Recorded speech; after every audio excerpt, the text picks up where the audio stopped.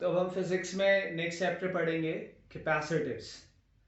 Capacitor is a charge storage device कह लो, and by storing the charge it stores energy. By storing the charge it stores energy. आई बात समझ में? Point clear हो रहे? ठीक है। तो सबसे पहले हम इसमें पढ़ते हैं parallel plate capacitor. Parallel plate capacitor, ठीक है। पैरेलल प्लेट कैपेसिटर में दो प्लेट्स एक दूसरे के पैरेलल रखी होती हैं। Plates are large, plates are large, plates are large, much large, that is the length and breadth. Length and breadth का क्या मतलब है? जैसे ये प्लेट है, ये कोई प्लेट तो है नहीं, ये तो रॉड है जो डायग्राम में दिखा है। प्लेट इस तरह से रखी हुई है, ये प्लेट है, प्लेट इस तरह से है। पर अगर मैं ऐसे रख दूंगा प्लेट को तो सिर्फ मैं ये वाला डायग्राम बनाऊंगा। क्लियर है ये? तो ये वाला डायग्राम ऐसे बनाया गया, प्लेट है, ये वाला डायग्राम खाली दिखाया गया है, पर उसका एक सरफेस इधर है, एक सरफेस इधर है। कंडक्टिंग प्लेट्स हैं, जैसे एक प्लेट है वैसे ही दूसरी प्लेट है। एक प्लेट ऐसे रखी हुई है, एक प्लेट ऐसे रखी हुई है। तो प्लेट के लेंथ और ये विड्थ, ये प्लेट की लेंथ हो गई, ये प्लेट की विड्थ हो गई, इसको ऐसे रखा है। तो प्लेट की लेंथ और प्लेट की breadth are much larger in comparison to the distance between the plates. Clear है ये कंडक्टिंग प्लेट्स हैं। मान लेंगे कि प्लेट एरिया ए है, लेट प्लेट एरिया बी ए।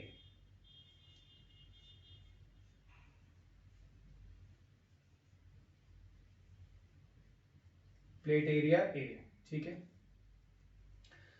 अब हम यहां पे डिफाइन करते हैं capacitance. What is capacitance? Capacitance हम डिफाइन करते हैं, capacitance is capacity to store charge. Capacitance is capacity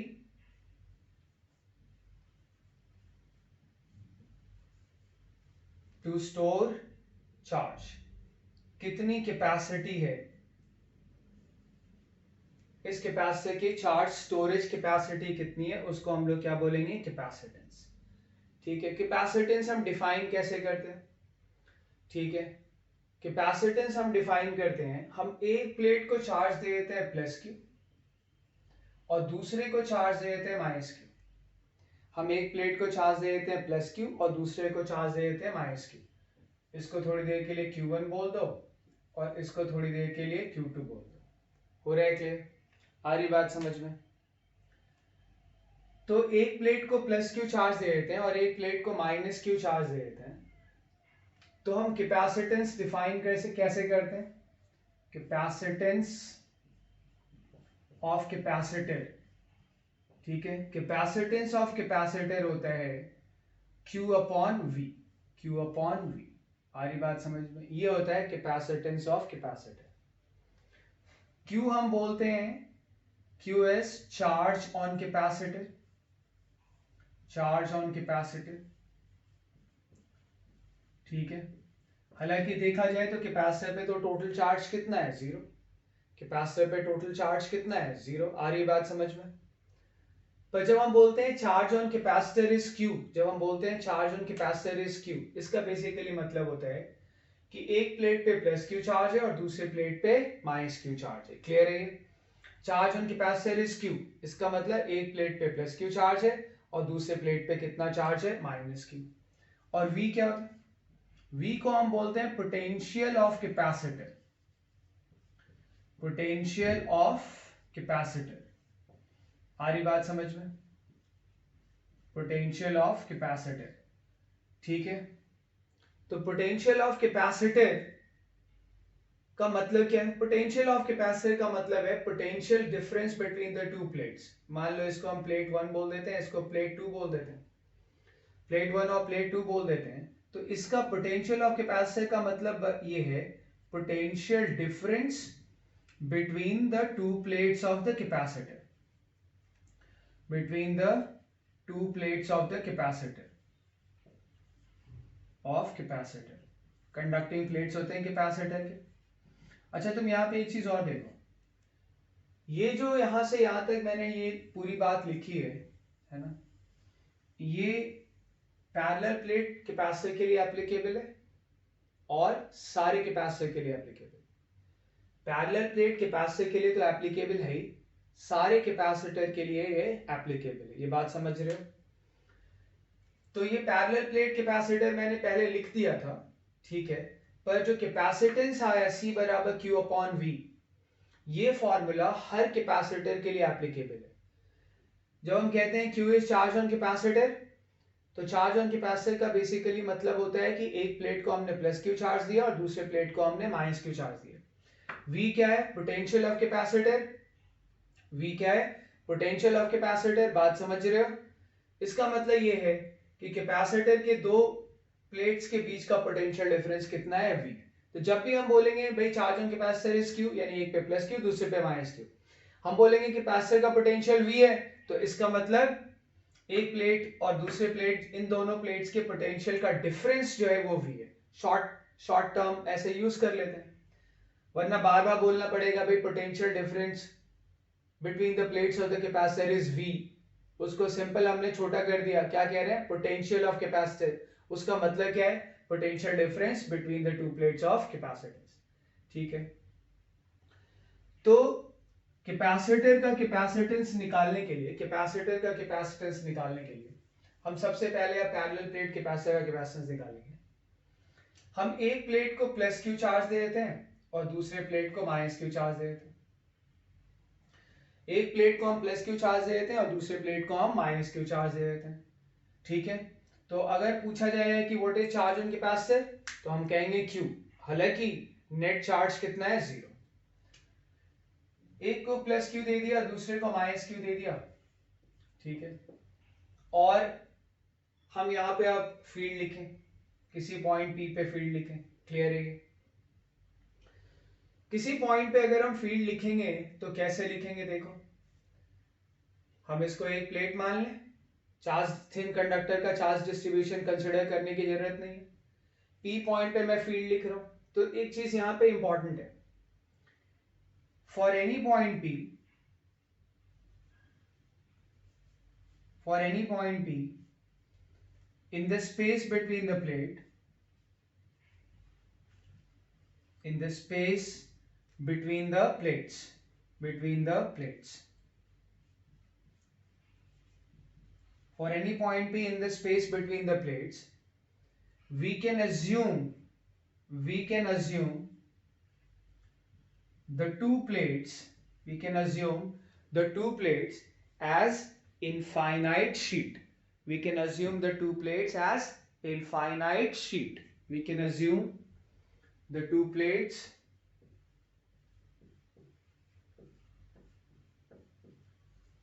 as infinite sheet. Infinite sheet. क्यों भाई? क्योंकि प्लेट की जो लेंथ और ब्रेड्थ है वो उनके बीच में जो डिस्टेंस d है उसके कंपैरिजन में बहुत ज्यादा है।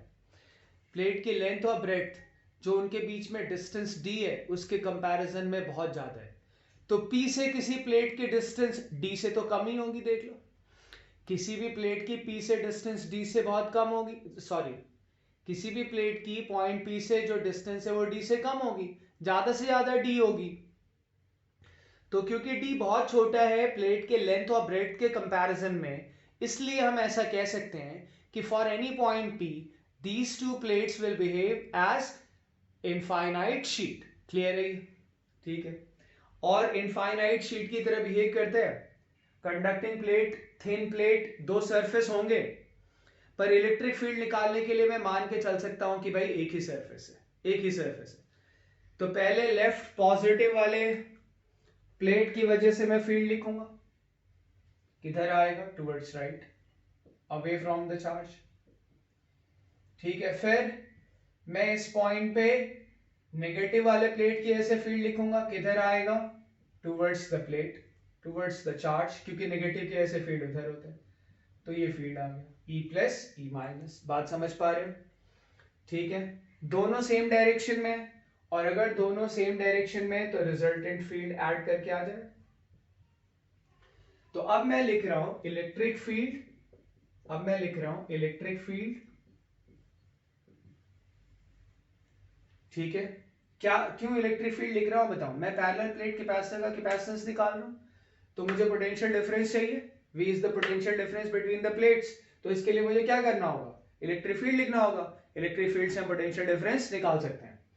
भाई कैपेसिटेंस क्या है, Q upon V, where Q is charge on the capacitor. तो कैपेसिटर का कैपेसिटेंस निकालने के लिए एक प्लेट को हमने प्लस क्यू चार्ज दे दिया, एक प्लेट को हमने माइनस क्यू चार्ज दे दिया। तो कैपेसिटेंस का फॉर्मूला है Q अपॉन V, तो मुझे V निकालना पड़ेगा। V निकालना पड़ेगा यानी दोनों प्लेट्स के बीच का पोटेंशियल डिफरेंस निकालना पड़ेगा। तो उसके लिए मैं क्या कर रहा हूं, इलेक्ट्रिक फील्ड निकाल रहा हूं। तो electric field at any point P in the space between the plates, in the space between the plates, ठीक है। देखिए जरा, E बराबर, डायरेक्शन तो दिख ही रहा है, टुवर्ड्स राइट है, E plus plus E minus. Magnitude of electric field लिखेंगे, इनफाइनाइट शीट के इलेक्ट्रिक फील्ड का फॉर्मूला क्या होता है, चार्ज डेंसिटी होता है, charge density upon 2 epsilon not. Charge density कैसा आएगा, Q अपॉन एरिया। एक ही सरफेस मान के चल रहे हैं, थिन कंडक्टर का एक ही सरफेस मान के हम फील्ड लिख सकते हैं, Q upon area divided by 2 epsilon not plus E negative, उसकी चार्ज डेंसिटी नेगेटिव है पर हम इलेक्ट्रिक फील्ड का मैग्नीट्यूड लिख रहे हैं इसलिए मॉड माइनस Q कर दिया। Charge upon area is the charge density, उसकी चार्ज डेंसिटी आएगी माइनस Q अपॉन ए, मॉड क्यों लगा दिया, क्योंकि हम इलेक्ट्रिक फील्ड का मैग्नीट्यूड लिख रहे हैं, अपॉन 2 एप्सिलॉन नॉट। मॉड इतना तो तुम जानते ही होगे, ये क्या आ गया, Q अपॉन 2 एप्सिलॉन नॉट ए। ये क्या आया, Q अपॉन 2 एप्सिलॉन नॉट ए। समझ रहे हो, पूरा सॉल्व करोगे तो E बराबर क्या आ जाएगा, Q अपॉन एप्सिलॉन नॉट ए।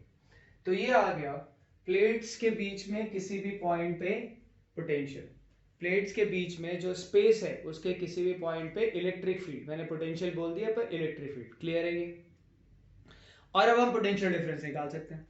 अब हम पोटेंशियल डिफरेंस निकाल सकते हैं, हम यहां से यहां तक ए से, एक प्लेट से दूसरे प्लेट तक ट्रैवल कर जाएंगे parallel to electric field, electric field की डायरेक्शन में एक प्लेट से दूसरे प्लेट तक ट्रैवल कर जाएंगे, ठीक है। तो पोटेंशियल डिफरेंस, क्योंकि फील्ड यूनिफॉर्म है, ठीक है, फील्ड यूनिफॉर्म है तो potential difference delta V, potential difference को वैसे हम किससे रिप्रेजेंट कर रहे हैं, V से, पर अभी चलो मैं डेल्टा V लिख रहा हूं, क्या आएगा, ये दरअसल पोटेंशियल डिफरेंस नहीं है, ये change in potential, delta V is change in potential. Potential difference तो हम पॉजिटिव ले लेंगे, क्लियर है ये, अभी तुम्हें मतलब समझ आएगा। तो डेल्टा V क्या है, चेंज इन पोटेंशियल, क्या फॉर्मूला होता है, माइनस E डॉट डी, अगर इलेक्ट्रिक फील्ड यूनिफॉर्म हो। डेल्टा V फाइनल पॉइंट का पोटेंशियल, फाइनली हम 2 पे पहुंच रहे हैं, माइनस इनिशियल पॉइंट का potential, minus E into D, E और D दोनों सेम डायरेक्शन में, तो E D आ गया, माइनस साइन उधर भेज दें तो V1 माइनस V2 बराबर E into D. V1 minus V2 positive आया है यानी V1 का पोटेंशियल V2 के पोटेंशियल से ज्यादा है, यानी V1 V2 से ज्यादा है, वो तो होना ही था, वो पॉजिटिव प्लेट है नेगेटिव प्लेट है। और हमें ये भी पता है कि हम इलेक्ट्रिक फील्ड की डायरेक्शन मूव करते हैं तो पोटेंशियल कम होता है, इलेक्ट्रिक फील्ड की डायरेक्शन में मूव करते हैं तो पोटेंशियल कम होता है, इसका मतलब 1 का पोटेंशियल 2 के पोटेंशियल से ज्यादा है। V1 माइनस V2 आ गया, तो पोटेंशियल डिफरेंस कितना हो गया, पोटेंशियल डिफरेंस को हम किससे रिप्रेजेंट कर रहे हैं, पोटेंशियल डिफरेंस को हम V से रिप्रेजेंट कर रहे हैं, आ रही बात समझ में, पोटेंशियल डिफरेंस को किससे रिप्रेजेंट कर रहे हैं, V से, समझ आ रहा है पॉइंट। तो V बराबर क्या आ गया, V बराबर आ गया E इंटू डी। अब V बराबर अगर E इंटू डी आ गया, ठीक है, तो V लिख ले, क्या है V, E इंटू डी, ये क्या है Q upon epsilon naught A into d, आ रही बात समझ में। Q को इधर ले आए तो V अपॉन Q बराबर क्या आ जाएगा, D upon epsilon naught A। इसका उल्टा कर लें तो Q अपॉन V बराबर क्या आ जाएगा, epsilon naught A upon D। और Q अपॉन V क्या है, capacitance, where Q is charge on the capacitor and V is potential of the capacitor। तो C बराबर क्या आ गया, epsilon naught A upon D। तो ये पैरेलल प्लेट कैपेसिटर का कैपेसिटेंस आ गया, ये पैरेलल प्लेट कैपेसिटर का कैपेसिटेंस आ गया। अगर दोनों प्लेट्स के बीच में जो जगह है उसमें वैक्यूम हो, या फिर एयर हो, है ना, तो पैरेलल प्लेट कैपेसिटर के कैपेसिटेंस का ये फॉर्मूला आ गया epsilon naught a upon d. आ रही बात समझ में? तो हमें कैपेसिटेंस निकालना होगा ना, तो C बराबर Q अपॉन V निकालना होगा। Q क्या करेंगे, एक प्लेट को प्लस Q चार्ज दे देंगे, एक को माइनस Q चार्ज दे देंगे, तो चार्ज ऑन कैपेसिटर कितना हो जाएगा Q। V क्या है, दोनों प्लेट्स के बीच का पोटेंशियल डिफरेंस। डिफरेंस हमेशा पॉजिटिव लिखते हैं, डिफरेंस हमेशा कैसे लिखते हैं, हायर माइनस लोअर, ठीक है। तो डिफरेंस, पोटेंशियल डिफरेंस कितना आ गया था, E इंटू डी, और फिर वहां से हमने कैपेसिटेंस निकाल लिया। तो पैरेलल प्लेट कैपेसिटर के कैपेसिटेंस का ये फॉर्मूला आ गया, C is equal to epsilon naught A upon D, ठीक है। ये जो इलेक्ट्रिक फील्ड मैंने यहाँ पे लिखा है Q upon epsilon naught A, उसको जरा एक और तरह से लिख लें। कैपेसिटेंस तो हमने निकाल लिया, पर उस इलेक्ट्रिक फील्ड को एक और तरह से लिख लें। कैसे? चार्ज डिस्ट्रीब्यूशन अज्यूम करते हुए, चार्ज डिस्ट्रीब्यूशन अज्यूम करते हुए। कंडक्टर के दो सरफेस होते हैं, तो दोनों सरफेस पे चार्ज डिस्ट्रीब्यूशन अज्यूम करते हुए हम जरा इसके बीच में जो कोई भी पॉइंट P है, वहां पे इलेक्ट्रिक फील्ड लिखें। मैंने गॉस लॉ में बताया, फिर भी देखें एक बार। तो इस वाले प्लेट पे कितना चार्ज आएगा, इस वाले प्लेट पे चार्ज आएगा Q is equal to Q1 plus Q2, Q is equal to Q1 minus Q2 by 2। ये मैंने तुम्हें समझाया कि इस सरफेस पे, फेसिंग सरफेस पे, पॉजिटिव प्लेट के फेसिंग सरफेस पे जो चार्ज Q आता है, इस पे प्लस Q आता है, इस पे माइनस Q आता है, उसकी वैल्यू होती है Q1 माइनस Q2 बाई 2। और जो नॉन फेसिंग सरफेस पे चार्ज होता है वो क्या होता है, Q1 प्लस Q2 बाई 2। इधर क्या होता है, Q1 प्लस Q2 बाई 2, ठीक है। तो जो आउटर सरफेस है, मैंने तुम्हें डिराइव करके बताया हुआ, आउटर सरफेस पे charge Q1 plus Q2 by 2, इधर भी, और इनर पे एक पे प्लस Q तो दूसरे पे माइनस Q। तो जरा देखें ये क्या आता है, Q1 is Q, Q2 is minus Q divided by Q। तो कितना आ गया, Q बराबर 2Q upon 2 that is Q, ठीक है। Q1 प्लस Q2 बाई 2 कितना आ जाएगा, Q1 प्लस Q है, Q2 माइनस Q है, Q1 प्लस Q2 बाई 2 कितना आ जाएगा, 0। ये भी कितना आ जाएगा, 0। तो जब तुम कैपेसिटर के एक प्लेट को प्लस Q चार्ज देते हो और दूसरे प्लेट को माइनस Q चार्ज देते हो, तो आउटर सरफेस पे no charge on outer surface, no charge on outer surfaces. आई बात समझ में, no charge on outer surfaces, और इस पे भी कोई चार्ज नहीं आएगा, नो चार्ज, ठीक है। आउटर सरफेस पे चार्ज इक्वल होता है, इधर अगर 0 है तो इधर भी होगा, no charge on outer surface. यानी जो भी चार्ज तुमने दिया है वो फेसिंग सरफेस पे आ गया। इस पे कितना माना था, प्लस Q, इस पे कितना माना था, माइनस Q। Q की वैल्यू कितनी आई, कैपिटल Q, तो इस पे चार्ज कितना हो गया, प्लस Q, और इस पे चार्ज कितना हो गया, माइनस कैपिटल Q। तो अगर कैपेसिटर प्लेट को तुम इक्वल एंड ऑपोजिट चार्ज देते हो, तो आउटर सरफेस पे कोई चार्ज नहीं जाता है, और सारा चार्ज कहां पे अपीयर होता है, इनर फेसिंग सरफेस पे। तो भाई हमने चार्ज डिस्ट्रीब्यूशन निकाल लिया, ये प्लस चार्ज और इधर ये माइनस चार्ज।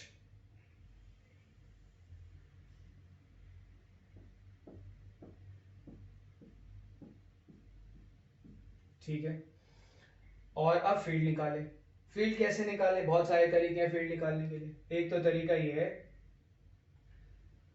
कि ये कंडक्टर है, ठीक है, कोई पॉइंट पी लो, उसको तुम इसके पास का भी बोल सकते हो, इसके पास का भी बोल सकते हो, क्योंकि प्लेट इनफाइनाइट है, तो इनफाइनाइट का जो कोई भी पॉइंट है उसको इन्फिनिटी के पास का बोल सकते हैं।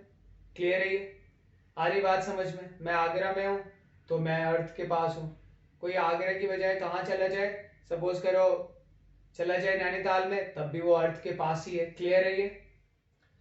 तो ये पॉइंट भी इस इनफाइनाइट शीट के पास बोला जा सकता है, इसके पास भी बोला जा सकता है, कोई दिक्कत नहीं है। अच्छा, इसकी चार्ज डेंसिटी सिग्मा होगी तो इसकी चार्ज डेंसिटी माइनस सिग्मा होगी।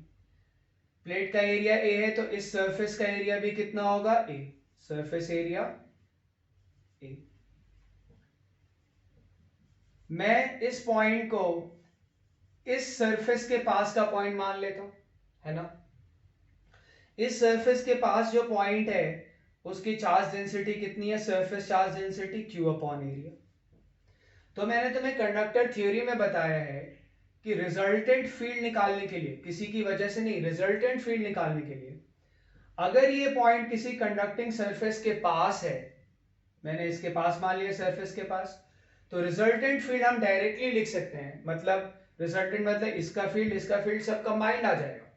तो रिजल्टेंट फील्ड हम डायरेक्टली कैसे लिख सकते हैं, जो पॉइंट है उसके पास जो सरफेस की चार्ज डेंसिटी है, कितनी चार्ज डेंसिटी है, sigma upon epsilon not, positive charge से अवे।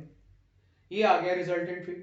सिर्फ मैंने यहां इस वाले सरफेस की चार्ज डेंसिटी को कंसीडर करके, ठीक है, पॉइंट पी को मैं इस वाले सरफेस के पास का पॉइंट बोल सकता हूं, और कंडक्टर के सरफेस के पास के पॉइंट पे रिजल्टेंट फील्ड का ये फॉर्मूला होता है। और सिग्मा अपॉन एप्सिलॉन नॉट आ गया, सिग्मा है क्या, Q अपॉन एप्सिलॉन नॉट, आ गया रिजल्टेंट फील्ड। यहां पे हमने रिजल्टेंट फील्ड दोनों के फील्ड को निकाल के ऐड किया था, वहां कंडक्टर के फील्ड का फॉर्मूला नहीं यूज किया था, वहां तो इनफाइनाइट शीट का फॉर्मूला यूज किया था। एक शीट के से निकाला, दूसरी शीट के से निकाला, ऐड कर दिया, आ गया टोटल। यहां हमने क्या किया, कंडक्टर थ्योरी लिखा। कंडक्टर थ्योरी में क्या है कि अगर फेसिंग सरफेस पे चार्ज डेंसिटी सिग्मा है तो रिजल्टेंट फील्ड यानी सबकी वजह से फील्ड इकट्ठा आप लिख सकते हैं sigma upon epsilon not. Surface charge density सिर्फ यहीं की देखेंगे, लेकिन फील्ड रिजल्टेंट आएगा Q upon sigma upon epsilon not. तो रिजल्टेंट फील्ड कितना आ गया, Q अपॉन एप्सिलॉन नॉट ए, जो कि यहाँ पे आया था, ठीक है। और कैपेसिटेंस हम ऑलरेडी निकाल चुके हैं। अब इसके बाद मैं इसमें तुम्हें बताऊंगा स्फेरिकल कैपेसिटर। स्फेरिकल कैपेसिटर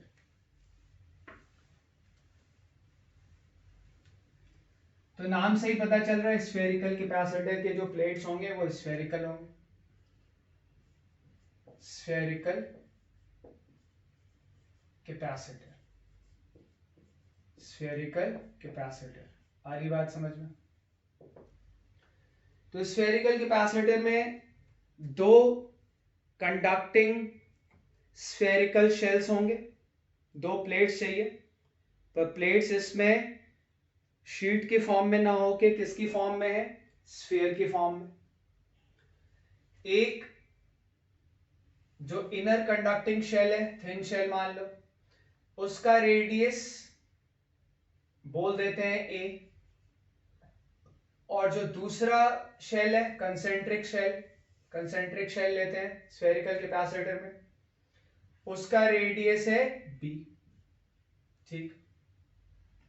और अब मुझे क्या करना है,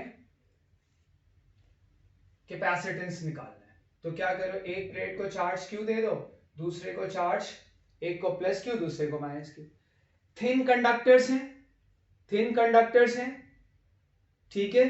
तो इलेक्ट्रिक फील्ड निकालने के लिए तुम कंडक्टर का एक ही सरफेस मान सकते हो, होते दो सरफेस हैं पर तुम एक ही सरफेस मान सकते हो, इसका भी एक सरफेस, इसका भी एक सरफेस। फील्ड निकालने के लिए, थिन कंडक्टर की ऐसे फील्ड निकालने के लिए चार्ज डिस्ट्रीब्यूशन कंसीडर करने की कोई जरूरत नहीं है, ठीक है। पर करके निकालते हैं, चार्ज डिस्ट्रीब्यूशन कंसीडर करके निकालते हैं, तब भी वही रिजल्ट आता है, हमने निकाला है। अब देखें जरा क्या होता है कैपेसिटेंस का फॉर्मूला। कैपेसिटेंस का फॉर्मूला होता है Q अपॉन V। Q क्या होता है, चार्ज ऑन कैपेसिटर। जब हम कहते हैं चार्ज ऑन कैपेसिटर Q है, इसका मतलब एक प्लेट पे प्लस Q, दूसरे पे माइनस Q, हो रहा है क्लियर। V क्या होता है, पोटेंशियल ऑफ कैपेसिटर।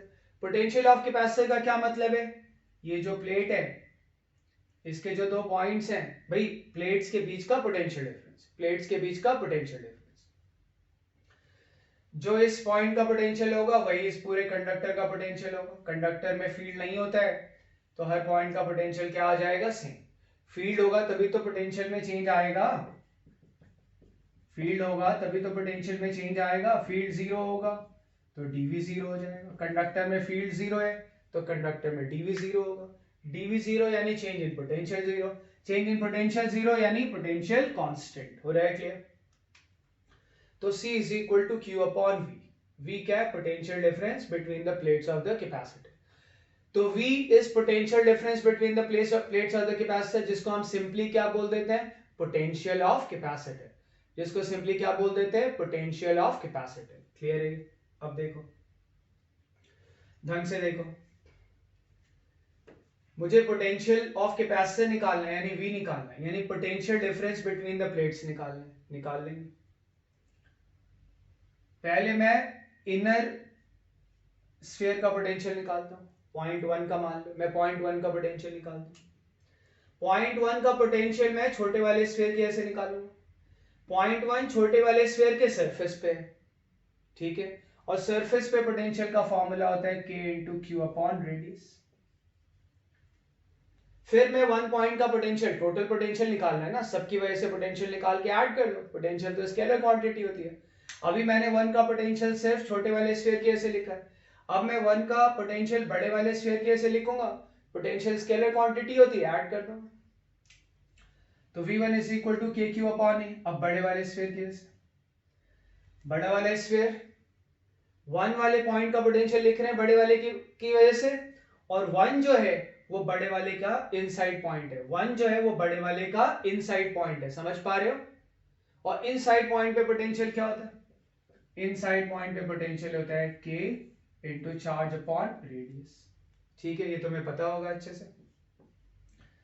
यहां पे हम K कॉमन ले लें, K कॉमन ले लेते हैं। अगर हम K कॉमन ले लेंगे तो हमारे पास क्या आएगा? 1 upon A minus 1 upon B। K को 1 अपॉन 4 पाई एप्सिलॉन नॉट रख दे इंटू Q। इसमें एलसीएम लेंगे, क्या आएगा? B minus A upon AB। ये पोटेंशियल, ये 1 पॉइंट का पोटेंशियल आ गया। थोड़ा चाहो तो सिंप्लीफाई करके लिख लो, Q into B minus A upon 4 pi epsilon not AB। 4 pi epsilon not AB। Clear है ये? ठीक है। अब तुम देखो, अब मैं 2 का पोटेंशियल निकालूं, पोटेंशियल ऑफ द पॉइंट 2। ठीक है, कैसे निकालें? पहले छोटे वाले स्फीयर के ऐसे 2 का पोटेंशियल निकालें। जो 2 का पोटेंशियल होगा ना इस पॉइंट का, वही इस पूरे स्फीयर का पोटेंशियल होगा। क्लियर है ये? बताया था अभी क्यों। तो छोटे वाले के ऐसे 2 का निकालोगे तो 2 छोटे वाले के बाहर है पॉइंट। फॉर्मूला क्या होता है बाहर के पॉइंट पे? के क्यू अपॉन डिस्टेंस। कहां से डिस्टेंस? सेंटर से डिस्टेंस। किसके डिस्टेंस? जहां पे तुम्हें पोटेंशियल लिखना है, के इंटू चार्ज अपॉन डिस्टेंस। बड़े वाले के ऐसे लिखोगे, 2 पॉइंट बड़े वाले के सरफेस पे क्या आ जाएगा? के इंटू चार्ज अपॉन रेडियस। किसका रेडियस? जिसकी वजह से लिख रहे हो। किसकी वजह से लिख रहे हो? बड़े वाले की वजह से लिख रहे हो। बड़े वाले का रेडियस b, तो v2 कितना आ गया? 0।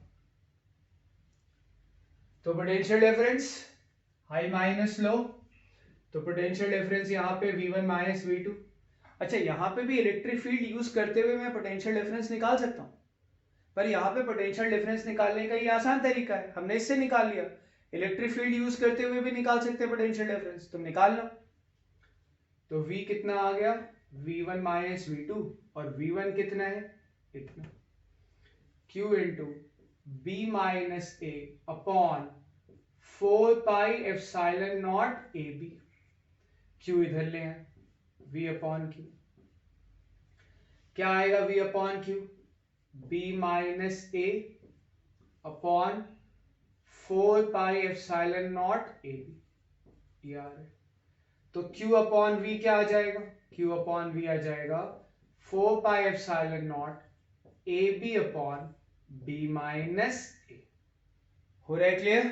ये आ जाएगा। और q अपॉन v क्या है? कैपेसिटर का कैपेसिटेंस। तो 4 pi epsilon not product of radius upon b minus a।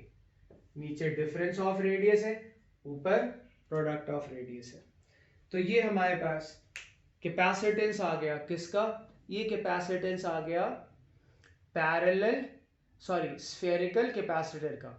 Inner red, जो छोटा वाला शेल है थिन शेल, उसका रेडियस a है, और जो बड़ा वाला शेल है थिन शेल, उसका रेडियस b है। ठीक है, और दोनों शेल के बीच में जो मीडियम है उसमें एयर या फिर वैक्यूम है। दोनों स्फीयर के बीच में जो मीडियम है उसमें एयर या फिर वैक्यूम है।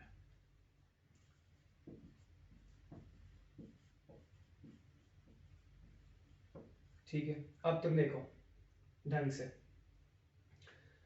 अब हम यहां पे निकालने जा रहे हैं कि कैपेसिटेंस ऑफ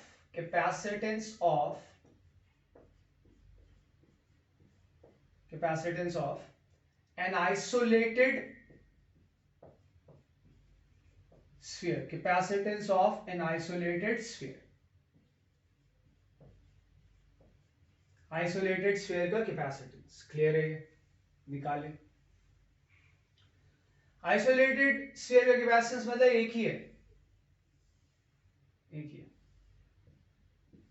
एक ही स्फीयर है, एक ही कंडक्टिंग स्फीयर है। इसको चार्ज कितना दे दिया, प्लस क्यू। ठीक है, इसको चार्ज कितना दे दिया, प्लस क्यू। हालांकि मैंने तुमसे कहा है कि कैपेसिटर में 2 प्लेट होने चाहिए, पर यहाँ पे एक ही है, एक ही स्फीयर है। आ रही बात समझ में? तो दूसरा स्फीयर नहीं है। अब दूसरा स्फीयर नहीं है तो ऐसे भी कह सकते हो कि दूसरा स्फीयर इन्फिनिटी है, यानी उसका रेडियस इनफाइनाइट है। अब इनफाइनाइट रेडियस का स्फीयर है ना, तो वो तो दिखेगा तो है नहीं, तो कह सकते हैं वो है ही नहीं। आ रही बात समझ में? इनफाइनाइट रेडियस का अगर हम स्फीयर यहां पे ले लें तो क्लियरली वो नहीं दिखेगा। आ रही बात समझ में? तो एक अकेले स्फीयर का हम कैपेसिटेंस निकाल रहे हैं, पर एक अकेले प्लेट का, भाई स्फीयर प्लेट है यार, कैपेसिटर के 2 प्लेट होते हैं। अभी अभी जो हमने किया उसमें क्या था, स्फेरिकल कैपेसिटर था, 2 स्फीयर थे यानी 2 प्लेट था, पर अब एक ही स्फीयर, इसी का कैपेसिटेंस निकालना है। तो एक प्लेट का नहीं आता है, एक प्लेट का कैपेसिटेंस नहीं आता है, निकाल नहीं पाते हैं, तो क्या करते हैं, हम कहते हैं कि भाई एक प्लेट तो ये है और दूसरे का रेडियस कितना है, इनफाइनाइट, यानी दूसरा भी है, कोई चाहे तो कह ले, पर दरअसल दूसरा तो है ही नहीं, यानी जो बड़ा वाला स्फीयर है उसका रेडियस क्या हो गया, इनफाइनाइट, यानी वो स्फीयर नहीं है, या कह लो इनफाइनाइट रेडियस का है, इसलिए है ही नहीं हमारे लिए। क्लियर है ये?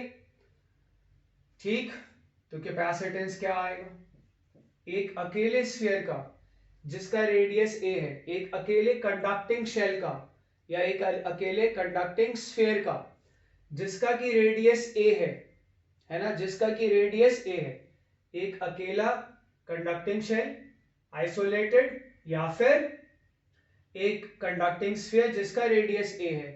तो इसका कैपेसिटेंस निकालने के लिए हमने क्या मान लिया कि जो दूसरा वाला स्फीयर है, 2 स्फीयर मिला के कैपेसिटर बनाते, दूसरा वाला स्फीयर है वो है नहीं, तो हमने कह दिया उसका रेडियस क्या है, इनफाइनाइट। और अब हम यहां से इसका कैपेसिटेंस निकाल लेंगे, b टेंडिंग टू इनफाइनाइट कर दें, 4 pi epsilon not ab upon b minus a, किससे डिवाइड कर दें, b टेंडिंग टू इंफिनिटी है, b से डिवाइड कर दें, ऊपर भी नीचे भी, 1 माइनस a अपॉन b। तो c बराबर क्या आ जाएगा, b अगर इंफिनिटी को टेंड करता है तो a अपॉन b क्या हो जाएगा, 0, something finite upon very large, that is 0। क्या आ गया, 4 पाई एप्सिलॉन नॉट a। तो एक अकेले कंडक्टिंग स्फीयर का जो कैपेसिटेंस है वो आ गया 4 पाई एप्सिलॉन नॉट a। समझ पा रहे बात को, जहां पे a क्या है, उसका रेडियस। अब इसके बाद मैं एक आखिरी बात तुम्हें बता दूं कि जो भी हमने कैपेसिटेंस के फॉर्मूले पढ़े कैसे डिराइव करते हैं, इसके यूज से डिराइव करते हैं। एक प्लेट को चार्ज q दे देते हैं, दूसरे प्लेट को चार्ज माइनस q दे देते हैं, प्लेट्स के बीच का पोटेंशियल डिफरेंस v निकालते हैं, फिर कैपेसिटेंस आ जाता है।